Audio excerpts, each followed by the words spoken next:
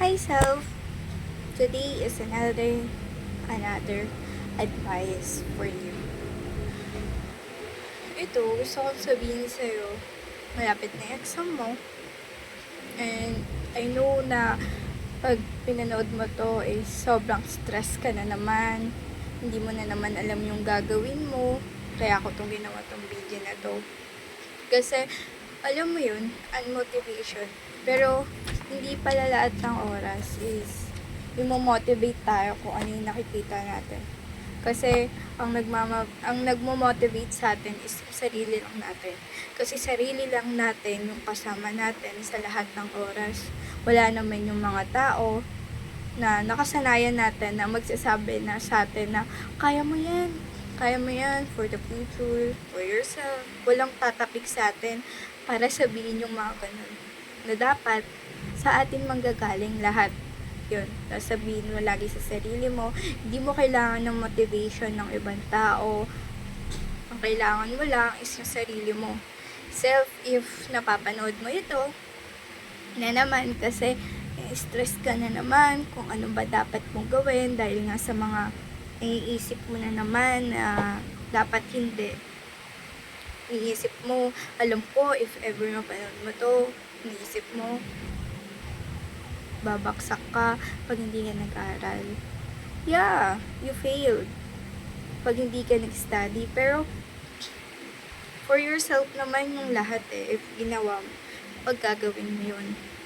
Self, alam ko nakaka-stress talaga lahat. Pero, yung pag-aaral is, para sa'yo naman yun para may learning ka. Hindi siya task na gawin mo lang dahil kailangan mo mag-aral para magtapos ka. Hindi ganun. Ginawa yung learning, ginawa yung study for new learnings for yourself. Hindi naman lagi sa atin dapat mag-focus tayo sa ganito, hindi. Mag-aaral tayo because gusto natin may bagong natutunan. Self, alam ko nakaka-stress lahat yung nangyayari sa atin kasi nga malapitin tayo sa stress. Pero, di ba may dapat naman tayong gawin if ever na-stress tayo? Alam mo yan sa sarili mo, self. Self, alam ko hindi ito madali. Pero, di ba? Go out. Lumabas ka pag na-stress ka na. Ayun naman lagi natin ginagawa pag stress tayo, 'di ba? Lumalabas tayo, naglalakad tayo, nag-iisip tayo kung anong ba ang dapat mong gawin. Ganun lang gawin mo. Huwag ka mag-iisip ng kung ano-ano. Maglakad ka lang. Nag-stress ka na sa life na meron ka, lakad ka lang. Isipin mo na bakit ka ba nag-aaral? For what reason? Bakit tayo nag-study? Yun, isipin mo lang. Isipin mo self na lahat ng bagay is may dahilan kung bakit nangyari sa'yo yan. Kasi nga may aral yan eh. Na-stress ka, may nasa likod niyan na aral. Ayun, lagi mong tandaan. Sorry self kung magaling ako mag-explain, pero I hope you understand, ma-realize mo lahat na hindi ganon kahirap. Madali lang yan. Ayun, lagi mong tandaan sa utak mo. Madali lang lahat yung gagawin mo pag iniisip mong madali. Kasi pag sinabi mo na mahirap, mag-i-stuck sa utak mo na mahirap gawin yan. Kaya lagi mong tandaan. And always control your time and it will control you. I-control mo yung oras mo sa pag-scroll. Kasi, alam mo sa sarili mo na kaya ka na-stress kasi nga nakakakita ka sa TikTok, YouTube, or Facebook, or IG ng mga parang sisira sa mood mo. Gets mo ba ako? Self, hindi ganun kadali talaga na i-remove sa atin yung pag-scroll. Pero, di ba mas okay ng ilayo natin yung sarili natin sa pag-scroll kasi nga dun tayo nakakakuha ng stress. Kasi nakukumpara natin yung sarili natin sa iba na buti pa sila ganto, ganyan. Paano naman ako? 'Di ba?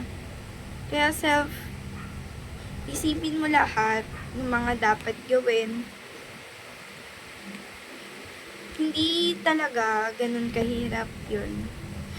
Isipin mo, nagawa mo nga dati. So, magagawa mo pa ngayon. Kung nai-stress ka, alalahanin mo to. Panoorin mo to. Nahihirapan ka eh. Look, binalik ko na ulit yung dating ako. Yung dating, alam mo yun, motivated. Look ko, nagsulat ako. Kasi pag stress ako, gusto ko makakita ng ganito. Parang babasahin ko sa wall. Yun, sabi dito, get out your comfort zone. Walang growth sa puro sanay ka na. Step into the challenge. That's where to change start. Don't compare your progress. Yun din. Huwag mo ikukumpara yung sarili mo sa iba na buti pa sila, tapos na, ako nandito pa rin. Hindi ganun. Kasi iba-iba tayo ng pacing sa buhay. Don't pressure yourself just to keep up. Pag may pressure, kung nauna sila, good for sa kanila. Good for her. Good for her. Diba? And cut toxic habits. Tanggalin mo yung mga nakakasira sa focus mo. First, dun yung cellphone. If hindi ka nakakapag-focus kasi nga andyan yung cellphone. Alam ko naman sa cellphone mo, sobrang daming apps. Kung na-stress ka dahil nga hindi mo magawa yung isang task, huwag kang magsi-cellphone. Please. Please lang, huwag kang mag-cellphone for scroll of TikTok. Ayun kay, sanay ka scroll, and you waste 3 hours, 4 hours. Totoo naman yun, na nasasayang mo yung oras mo sa TikTok ng 4 hours, 5 hours. Nakakalungkot kasi, alam mo yun, na ang dami sanang magagawa sa 4 hours na yun, pero nanood ka lang sa TikTok. Eh, ayun nangyari, nalungkot ka, diba? Kasi may part sa TikTok na nakakalungkot talaga. Yeah. Be consistent, not perfect. Walang taong perfect, be. Ayun yung tagi mo tandaan. Kung yung gawa mo is pangit, edi improve mo. Hindi yung parang gusto mo perfect, tapos nga ano nangyayari, wala nang ganang gumawa kasi nga perfect, hindi perfect yung gawa mo. Walang ganun ba? Walang perfect. Walang perfect. Consistent lang kung paano mo siya gagawa. Patient na rin. Alam ko na may part sa atin na perfectionist, pero hindi ganun yun. Wala sa buhay natin yun, babe. Tanggalin mo yun. Take the risk. If it scare you, pursue it more. Big dreams are scary, but it will be worth it. Yeah. Take the risk of kung ano yung ginagawa mo right now. Take a risk. Kung natatakot ka, edi maganda. Kasi nga, mas magagawa mo siya ng maayos. I-force mo lang kung natatakot ka. Right now, I'm scared. Kasi nga, alam mo, hindi ko alam gagawin ko kung paano ko sisimulan. Pero, binili ko muna to kasi I want to watch. Sorry. Kung hindi pa rin ako magaling mag-English, may mga bad English pa rin ako. Pero, ayun nga, I hope soon mapapanood mo to. Medyo marunong ka na or marunong ka na umintindi. Marunong ka nang mag-construct ng English ng tama. Walang perfect pero alam ko naiintindihan mo naman lahat. Yeah. Discipline is doing what needs to be done, even when you don't feel like doing it. Yung future self will thank you for every sacrifice today. Be discipline, be. Always discipline yourself. Ayun lagi mo tandaan. Success doesn't come from what you do occasionally. It comes from what you do consistently. Diba? Get out your comfort zone. Walang growth doon. If sanay ka na, be, lagi mong tandaan yan.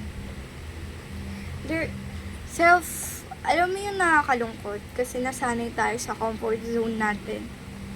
Alam mo ba, sobrang blessed mo kaya. Pero, anong ginagawa mo? Sa sobrang blessed mo, para bang tinatamad ka. Hindi ganun. Nasa iyo na ang lahat. Nasa iyo na sa totoo lang. Mag-aaral at mag-aaral ka na lang. Para sa sarili mo naman yun eh. Hindi naman sa kanila. Yun lagi mong tandaan, kinakausap kita ngayon, kung mapapanood mo to, alam ko na nahihirapan ka, pero labanan mo lahat kung ano yung mga naiisip mo. Study for the future. Para sa sarili mo naman yan. Lagi mo tandaan. Wala naman silang pake sa'yo. Kaya mo isipin mo. Walang pake sila sa mga ginagawa mo. Gawin mo lang kung ano yung mga gusto mo. Aralin mo lang kung ano yung gusto mo. Alam ko na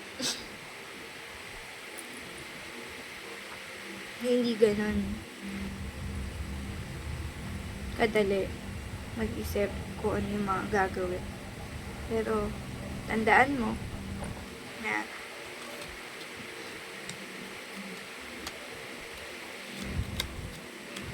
sarili mo lagi mong kakampi. Walang kakampi na iba.